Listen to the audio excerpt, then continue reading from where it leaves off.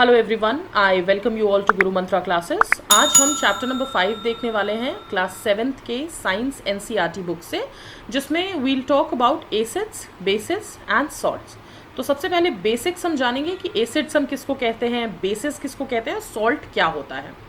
तो हमने अपने डेली लाइफ में बहुत सारे सब्सटेंसेस यूज़ किए हैं, जैसे कि हम नींबू यूज़ करते हैं जिसको हम लेमन कहते हैं, इमली हो गई जिसको टैमरिंड कहते हैं, कॉमन सॉल्ट जो आप खाने में खाते हो, शुगर, विनेगर, ये सारी चीज़ें हम अपने डेली लाइफ में यूज़ करते हैं और हमें इनका टेस्ट भी बहुत अच्छे से पता है। कुछ खट्टे होते हैं, कुछ मीठे होते हैं, कुछ नमकीन टेस्ट करते हैं, है ना। तो depending what the substance is, उसका टेस्ट अलग होगा, ठीक है। तो यहाँ पे आपके लिए एक छोटा सा फन एक्सरसाइज है जिसमें आपको सब्सटेंस का नाम दिया हुआ है और आपको बताना है कि उसका टेस्ट कैसा होता है। तो आप ये फन एक्टिविटी की तरह यूज़ कर सकते हो इसको, जैसे लेमन का taste, vinegar, curd, orange juice, sugar, salt, आंवला, ये सब आपको, आप एक काम करना, आप इसको टेस्ट करना और इसका जो भी टेस्ट होगा ये आप कमेंट सेक्शन में मुझे लिख के बताना। So let's move forward. तो सबसे पहले हम बात करेंगे एसिड्स और बेसिस की। तो एसिड्स क्या होता है, देखिए, जो भी चीज़ खट्टी होगी टेस्ट में, जैसे कर्ड हो गया, लेमन हो गया, ऑरेंज जूस हो गया, विनेगर हो गया, जो भी सार होता है टेस्ट में, व्हाटसोएवर इज खट्टा, जो भी आपको खट्टा टेस्ट करे, वो सारे सब्सटेंस जो हैं उनमें एसिड पाया जाता है, ठीक है। और इन सब्सटेंसेस को इनके केमिकल नेचर की वजह से हम एसिडिक कहते हैं, ठीक है। और एसिड वर्ड जो है वो एक लैटिन वर्ड है, मेरा प्रोनाउंसिएशन में be not in terms of Latin होगा, बट हाँ, इसको अखीरी कहते हैं इन लैटिन, ठीक है, जिसका मतलब होता है सार, विच मीन्स खट्टा। So the acids in these substances are natural acids. Natural acids क्या होता है, जो naturally occur होता है, जिसको हम artificially create नहीं करते हैं। तो ये जो भी खट्टी चीज़ें हैं जो नेचर हमें देता है, वो सब खट्टे हैं और वो एसिडिक हैं और ये natural acids होते हैं, ठीक है।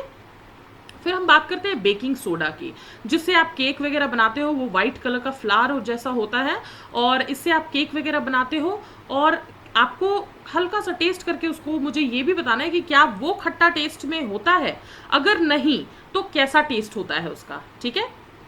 तो मैं आपको बताती हूँ।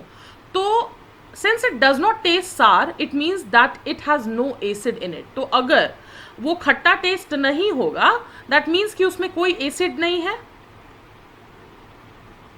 अगर उसका कड़वा टेस्ट है, यानी बिटर टेस्ट में है वो, तो it is bitter in taste. तो जो बेकिंग सोडा है वो आपका कड़वा टेस्ट होगा उसमें। और अगर आप, if you rub the solution between the finger, it feels सोपी। तो सोपी का मतलब क्या है, जैसे आप साबुन छूते हो, सोप को छूते हो, तो कैसा सोपी सा फील होता है, बिल्कुल बेकिंग सोडा वैसा ही फील होगा आपको, ठीक है। तो जो भी सब्सटेंसेस जनरली जो कड़वे होते हैं टेस्ट में, यानी बिटर होते हैं टेस्ट में और हल्के सोपी होते हैं टच में, उनको हम कहते हैं बेसिस। तो एसिड्स क्या होगा, खट्टा होगा, बेसिस क्या होगा, बिटर होगा, ठीक है। और इस सब्सटेंस के नेचर को हम बेसिक कहते हैं। जैसे एसिड है अगर सब्सटेंस तो एसिडिक कहते हैं, बेस अगर सब्सटेंस है तो बेसिक कहते हैं, ठीक है। अब हर चीज को हम टेस्ट या टच नहीं कर सकते हैं, ठीक है।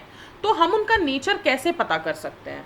सपोज करो कोई ऐसा एसिड है जो बहुत ज़्यादा मतलब हार्मफुल हो सकता है आपके लिए, तो आप उसको टच तो कर नहीं सकते, ना ही आप उसको टेस्ट कर सकते हो, वरना आपके लिए ये हार्मफुल होगा। तो आप ऐसे सब्सटेंस को कैसे फाइंड आउट करोगे कि क्या वो एसिडिक है या फिर बेसिक है। सपोज मैं एग्जाम्पल ले लूँ हाइड्रोक्लोरिक एसिड की। तो हाइड्रोक्लोरिक एसिड एक बहुत ही खतरनाक एसिड होता है, ठीक है, जिसे आप जल भी सकते हो। तो अब आप इसको टच या टेस्ट तो करोगे नहीं, तो आप कैसे पता करोगे कि ये हाइड्रोक्लोरिक जो है ये एसिड है या बेस है। तो उसके लिए अलग टाइप के सब्सटेंसेस आते हैं जिससे हम टेस्ट करते हैं कि जो सब्सटेंस है वो एसिडिक है या बेसिक है।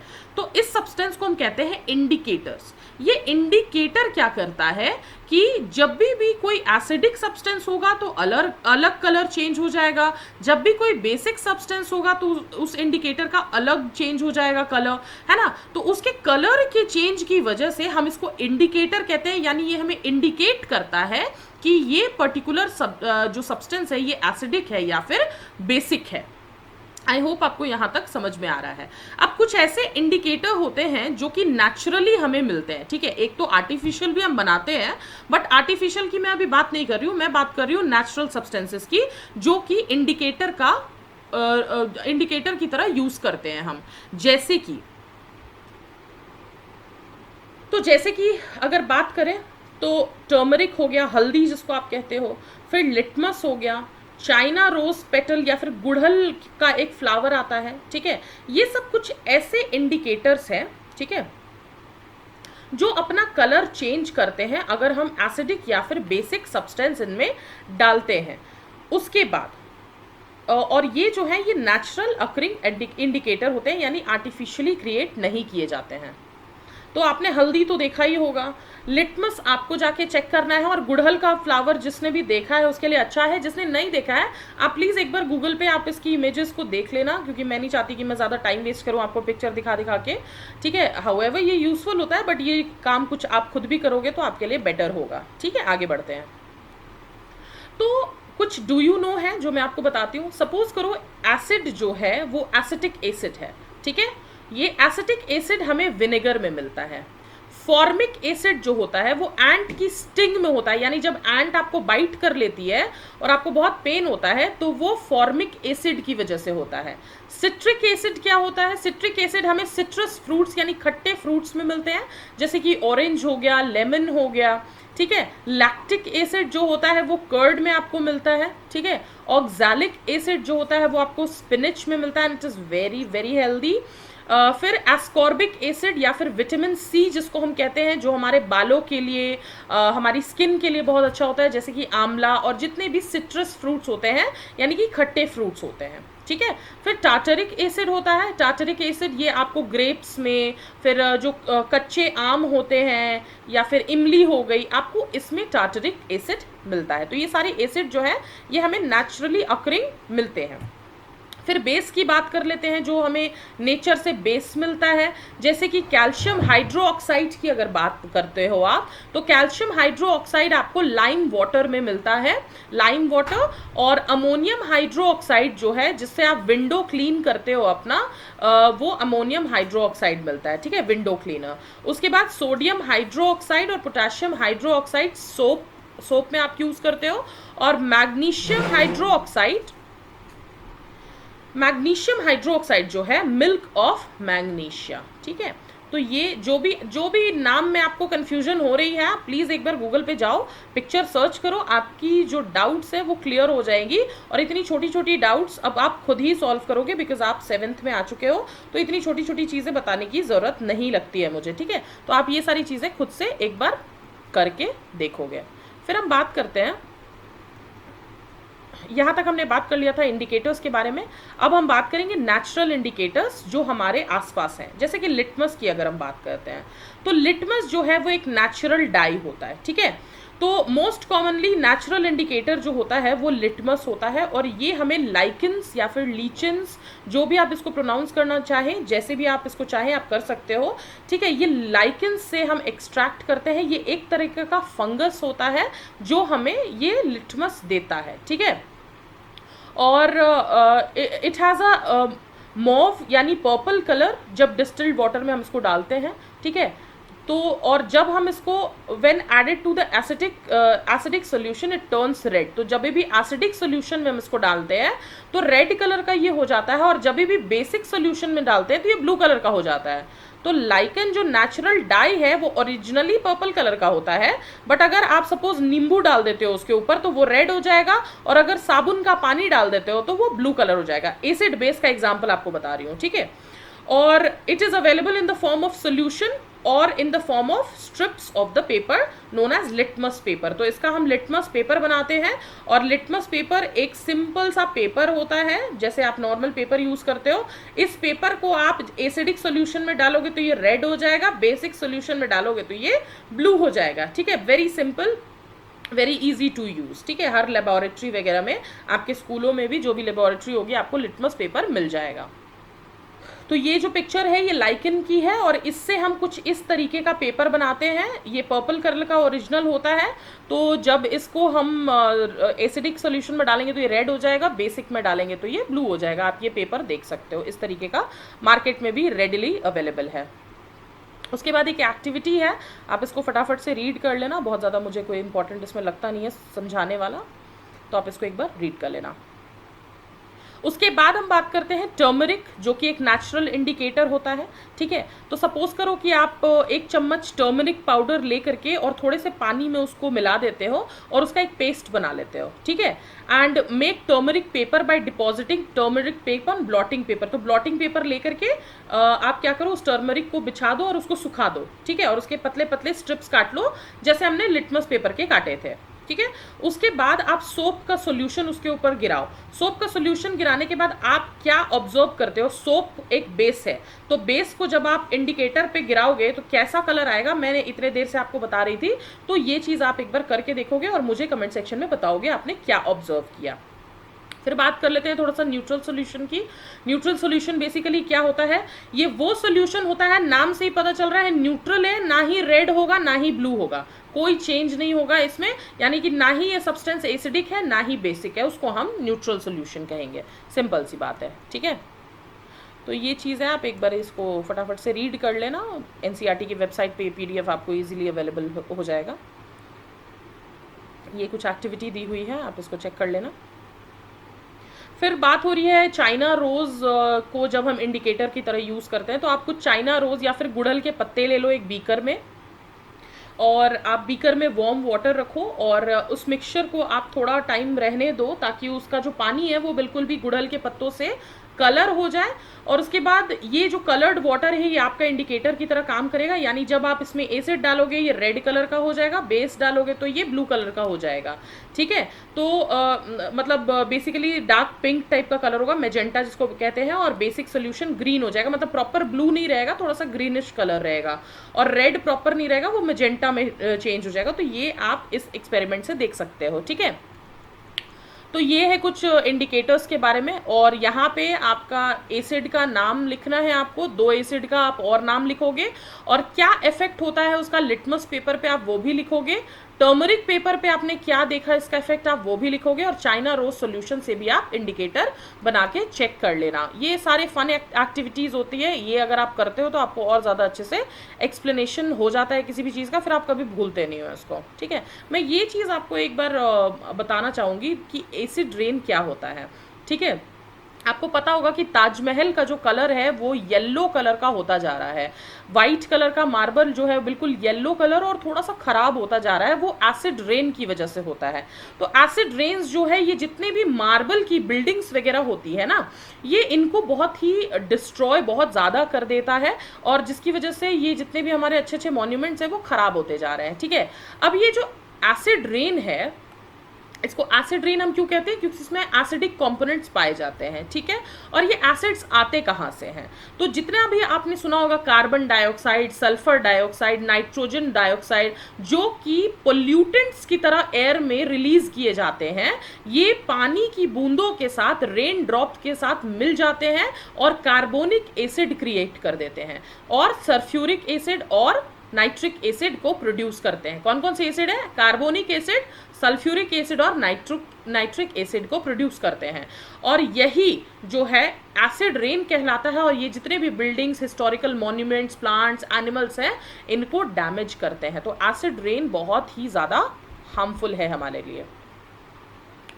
फिर बात करते हैं न्यूट्रलाइजेशन की। न्यूट्रलाइजेशन का मतलब क्या होता है, तो हमने देखा कि जो एसिड है turn blue litmus paper into red, तो जो लिटमस पेपर होगा ब्लू कलर का वो रेड हो जाएगा अगर एसिड होगा, और बेस जो है वो ब्लू चेंज कर देगा। ठीक है, बेसिस से रेड लिटमस पेपर जो होगा वो ब्लू चेंज हो जाएगा। नाउ अब अगर सपोज करो मैंने एक एसिड लिया और एक बेस लिया और इन दोनों को मिक्स कर दिया, तो क्या होगा। जब हम एसिड और बेस को मिक्स करते हैं, इसका मैं बताऊंगी आपको, इसको हम न्यूट्रलाइजेशन कहते हैं। तो इन दोनों से बनता है सॉल्ट। जब भी आप एसिड को बेस के साथ मिलाओगे, डिसॉल्व करोगे, तो आप सॉल्ट का क्रिएशन करते हो। ठीक है ना, we are going to use an indicator you have not use so far. तो अभी तक आपने जितने भी इंडिकेटर्स पढ़े, हम अब वो नहीं यूज करेंगे, हम एक इंडिकेटर यूज करेंगे जिसको हम कहते हैं फिनोप्थलीन। ठीक है, अब आपको क्या करना है कि आपको 1/4 टेस्ट ट्यूब को डाइल्यूट हाइड्रोक्लोरिक एसिड से फिल करना है। एंड मैं एक डिस्क्लेमर दे दूं पहले कि आप जब भी इस टाइप के एसिड्स को टच करें, प्लीज ग्लव्स पहन के और किसी अडल्ट के सुपरविजन में ही ऐसा कोई काम करें, वरना आपके लिए ये बहुत हार्मफुल हो सकता है। आगे बढ़ते हैं। तो जब आप 1/4 टेस्ट ट्यूब को डाइल्यूट हाइड्रोक्लोरिक एसिड से भरते हैं तो आपको इसका कलर ऑब्जर्व करना है। ठीक है, और आपको फिनोप्थलीन का भी कलर ऑब्जर्व करना है, फिनोप्थलीन सॉल्यूशन का। फिर आपको 2 से 3 ड्रॉप इंडिकेटर, जो फिनोप्थलीन का इंडिकेटर है, वो आपको एसिड वाले बीकर में डालना है, 2 से 3 ड्रॉप। ठीक है, अब आपको टेस्ट ट्यूब को शेक करना है जेंटली, बहुत आराम से।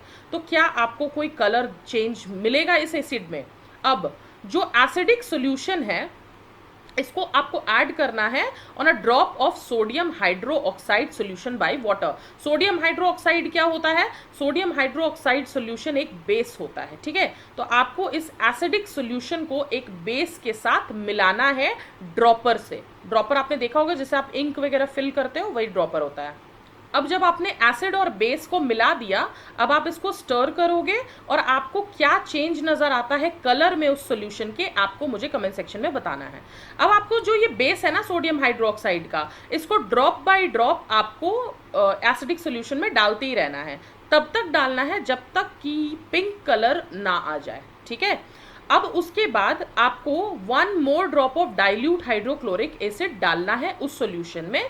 आप क्या ऑब्जर्व करते हो ये कमेंट सेक्शन में आप मुझे बताओगे। फिर सॉल्यूशन फिर से कलरलेस बन जाता है जब आप हाइड्रोक्लोरिक एसिड डालते हो। फिर आप क्या करो, फिर 1 ड्रॉप सोडियम हाइड्रोक्साइड सॉल्यूशन डालो, फिर आप क्या कलर चेंज है ये देखो, तो सॉल्यूशन फिर से पिंक कलर का हो जाता है। मतलब कि इससे क्या हमें पता चला कि जब सॉल्यूशन बेसिक था, ठीक है, सोडियम हाइड्रोक्साइड आपने जब रखा था यानी बेसिक था, तो फिनोप्थलीन जो है वो उसको पिंक कलर दे रहा था, पिंक कलर दे रहा था। उसी वक्त जब आपने उसको एसिडिक बनाया यानी डाइल्यूट हाइड्रोक्लोरिक एसिड जब आपने डाला तो वो कलरलेस हो गया। ठीक है, बात समझ में आ रही है? ये देखो, ये पिक्चर भी दिया हुआ है, आप देख सकते हैं उसको। तो वही चीज यहाँ पे लिखी हुई है कि जब एसिडिक सॉल्यूशन मिक्स किया गया बेसिक सॉल्यूशन के साथ, तो दोनों सॉल्यूशन न्यूट्रलाइज हो गए और एक दूसरे के इफेक्ट को न्यूट्रलाइज कर दिया। ना कि एसिड रह गया ना बेस रह गया, दोनों मिक्स होकर के क्या बन गया? न्यूट्रलाइज हो गया दोनों। ठीक है, तो जब एक एसिड सॉल्यूशन एक बेस सॉल्यूशन के साथ मिलाया जाता है सूटेबल अमाउंट में, यानी दोनों को बराबर होना जरूरी होता है, तो क्या मिलता है हमें? जो एसिडिक नेचर है एसिड का और बेसिक नेचर है बेस का, ये डिस्ट्रॉय हो जाता है। ना ही ये एसिड रहता है ना ही ये बेस रहता है, और रिजल्टिंग सॉल्यूशन जो मिलता है हमें, वो हमें ना ही एसिडिक ना ही बेसिक मिलता है। अब आप इस टेस्ट ट्यूब को इमीडिएटली जो है टच करोगे न्यूट्रलाइजेशन के बाद, तो आप क्या देखते हो? न्यूट्रलाइजेशन रिएक्शन में क्या होता है कि हीट जो है वो हीट प्रोड्यूस होता है, गर्म हो जाता है टेस्ट ट्यूब। ठीक है, तो हीट प्रोड्यूस होता है, और जो ये हीट प्रोड्यूस होता है इसकी वजह से जो टेम्परेचर है वो बढ़ जाता है मिक्सचर का। तो ये जो न्यूट्रल सॉल्यूशन हुआ, इससे क्या हुआ? हीट जनरेट हुआ, और हीट जो जनरेट हुआ इसकी वजह से आपको टेस्ट ट्यूब जो है वो गर्म फील होगा। ठीक है, और एक सब्सटेंस फॉर्म होता है जिसको हम कहते हैं सॉल्ट, नमक। ठीक है, सॉल्ट जो है वो एसिडिक भी हो सकता है, बेसिक भी हो सकता है और न्यूट्रल भी हो सकता है इन नेचर, याद रखना। ठीक है, तो सॉल्ट प्रोड्यूस हुआ, ये सॉल्ट कुछ भी हो सकता है, एसिडिक बेसिक न्यूट्रल कुछ भी हो सकता है।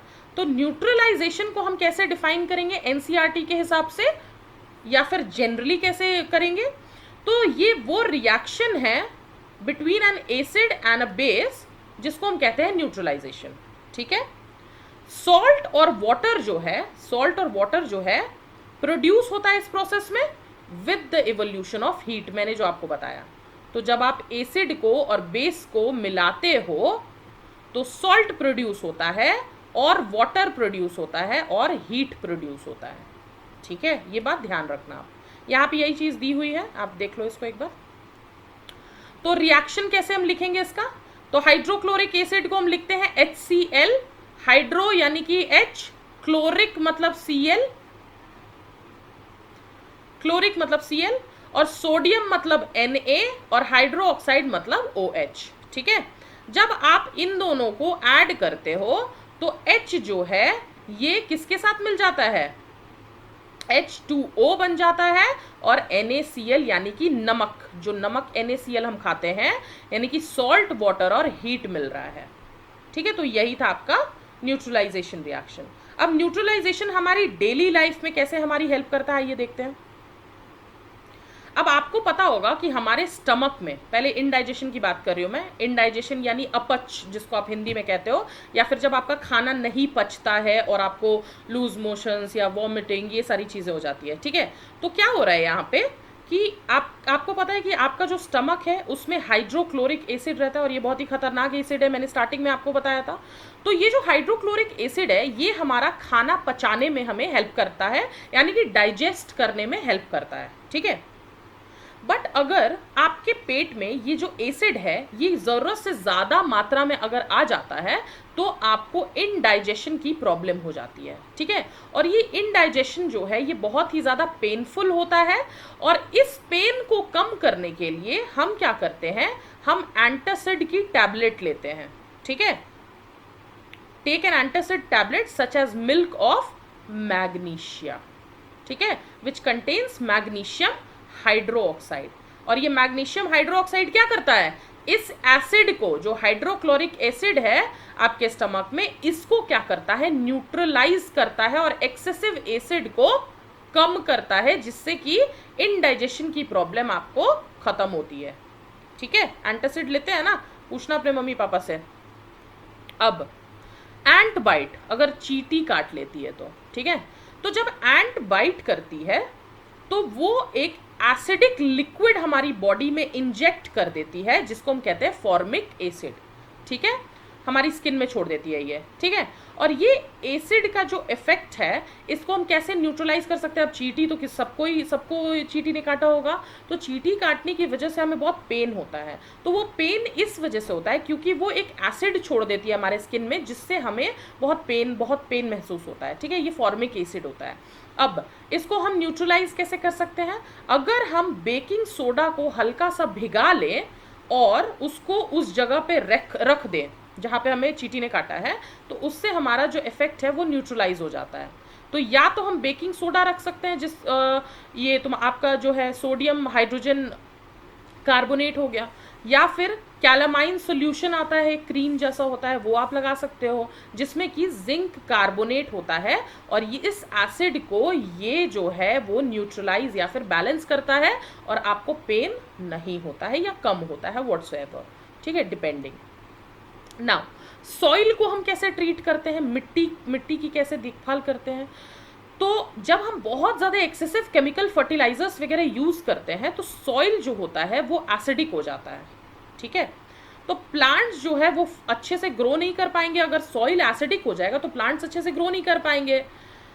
When the soil is either too acidic, अगर सॉइल बहुत ज़्यादा एसिडिक हो गया या फिर बहुत ज़्यादा बेसिक हो गया तो क्या होगा, प्लांट्स ग्रो नहीं कर पाएंगे ना। कोई भी चीज़ एक्सेस में खराब होती है, तो ना ज़्यादा एसिडिक अच्छा ना ज़्यादा बेसिक अच्छा, बैलेंस चाहिए हमें। तो सॉइल एसिडिक जब हो जाता है तो हम उसको बेस के साथ ट्रीट करते हैं, जैसे क्विक लाइम एक बेस है, कैल्शियम ऑक्साइड हो गया, या फिर स्लेक्ड लाइम हो गया। ये लाइम वाली जितनी भी चीज़ होती है ना सब बेस होता है। ठीक है, कैल्शियम हाइड्रोक्साइड हो गया, हाइड्रोक्साइड वाली भी जो भी चीज़ होती है वो आपका बेस होता है। तो इनसे हम ट्रीट करेंगे तो एसिडिक जो है वो क्वांटिटी थोड़ी कम होगी और ये न्यूट्रलाइज हो जाएगा। अगर सॉइल बेसिक है, ठीक है, बेसिक है, तो ऑर्गेनिक मैटर जैसे कि कंपोस्ट वगैरह हम ऐड करते हैं, जिससे और फर्टिलिटी बढ़ती है। ऑर्गेनिक मैटर से बेसिकली क्या होता है, एसिड्स रिलीज होते हैं, ठीक है, जो कि बेस को न्यूट्रलाइज करते हैं। तो जो भी चीज़ ज़्यादा हो जाएगी उसको हम बैलेंस दूसरी वाली चीज से कर देंगे। तो एसिड को बैलेंस बेस करेगा, बेस को बैलेंस एसिड करेगा। अब आपका काम क्या है कि आप जितने भी एसिड्स और बेस इस चैप्टर में दिए हुए हैं इनको ध्यान में रख लो, 2-3 बार चैप्टर पढ़ लो, आपको एसिड और बेस का नाम याद हो जाएगा। फिर आपको कोई भी इक्वेशन जो है वो टफ नहीं लगेगी कि ये वाला बेस है क्या या ये वाला आपका एसिड है क्या। तो थोड़ा सा ये चीज़ का ध्यान रखना है आपको, एसिड बेस के नाम में कंफ्यूजन नहीं करना है क्योंकि आपके लिए बहुत नया होगा, बट आपको नाम तो पता होना ही चाहिए, ठीक है। अब फैक्ट्री वेस्ट की बात हम करते हैं। तो जो फैक्ट्री के वेस्ट हैं, अब आपको क्या लगता है फैक्ट्री के वेस्ट क्या बेस तो रिलीज करेंगे नहीं, वो एसिड से रिलीज करेंगे। तो इनसे रिलीज क्या होता है, एसिड। अगर इनको हम अलाउ कर दें वाटर बॉडी में जाने के लिए, तो जो ये एसिड है आपको क्या लगता है वाटर बॉडी में जाकर के क्या करेगा, ये डांस तो करेगा नहीं। तो क्या करेगा, जितनी भी मछलियां हैं और बाकी के जो ऑर्गेनिजम्स हैं इनको खत्म करेगा। It will kill the fish and other animals, है ना। तो factory waste are therefore neutralised by adding basic substances. मैंने अभी आपको बताया कि जहां पे भी एसिड उत्पात मचाएगा या फिर डिस्टर्ब करेगा वहां बेस डालोगे, जहां बेस डिस्टर्ब करेगा वहां एसिड डालोगे। बहुत ही सिंपल सा लॉजिक है लाइफ का, ठीक है। अब यहाँ पे खत्म होता है आपका चैप्टर। बहुत ही छोटा सा चैप्टर था, बहुत ही ज़्यादा कोई डिटेल में इसमें कोई चीज़ दी हुई नहीं है, फिर भी मैंने बहुत डिटेल में कोशिश किया है आपको पढ़ाने का, ठीक है। ये कुछ एक्सरसाइजेज हैं, इसमें आपके कुछ क्वेश्चन आंसर्स हैं, आप इसको एज अ होमवर्क की तरह ट्रीट कर सकते हो और आप इसको सॉल्व करो और मुझे कमेंट सेक्शन में पोस्ट करो। जो भी डाउट्स हैं, जो भी सजेशन है, जो भी फीडबैक है, आप डेफिनेटली कमेंट सेक्शन में पोस्ट करके हमें बता सकते हो। हम लगातार मेहनत कर रहे हैं आपको आपके पाथ तक पहुँचाने की। सो if you like this lecture, please hit the like button and also subscribe this channel and do not forget to refer it to your friends and family. तब तक के लिए keep preparing, stay healthy, stay safe. Thank you so much. Bye bye.